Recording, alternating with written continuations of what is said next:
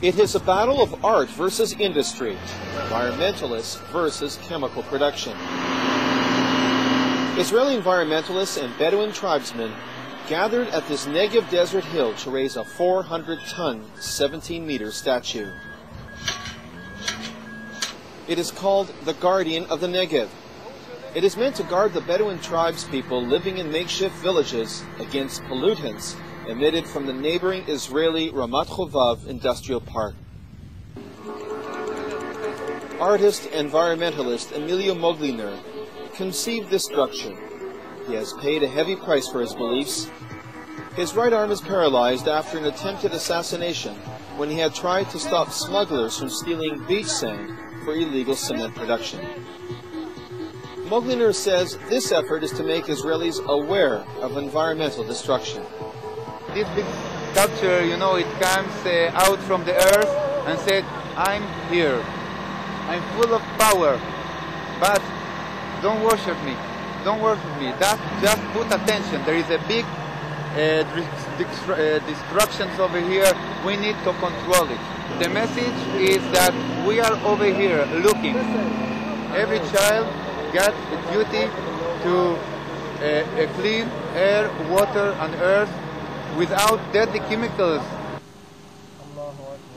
The Bedouin tribes accuse the biochemical industries of polluting their lands and making their people sick with cancers and disease.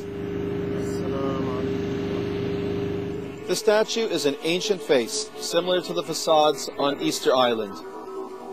Local tribal leaders hope that the statue will remind the factory managers and workers that their operation is hurting their people. I feel and hope that this sculpture, the Negev Guardian, will also watch over our villages. We want the state to pay attention to what is happening here. There's a high percentage of sick people, including the worst, cancer. The diseases appear mainly among the babies. Some even died because of the chemical factories in the area.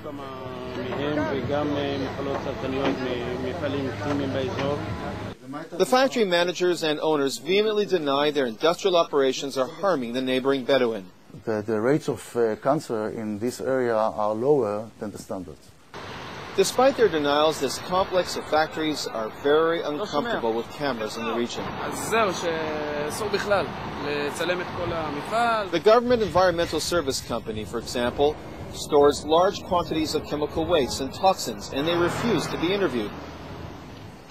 The Director General of Industrial Park did address the Bedouin concerns. He pointed out large-scale pools meant to sanitize waste and eliminate smells. Ziv admits pollution and smells were a very serious problem for decades, but the new management, he says, made radical improvements during the past few years. The concentration of those industrial components that are in the air are much lower than the international standards, especially in the Western world, of course.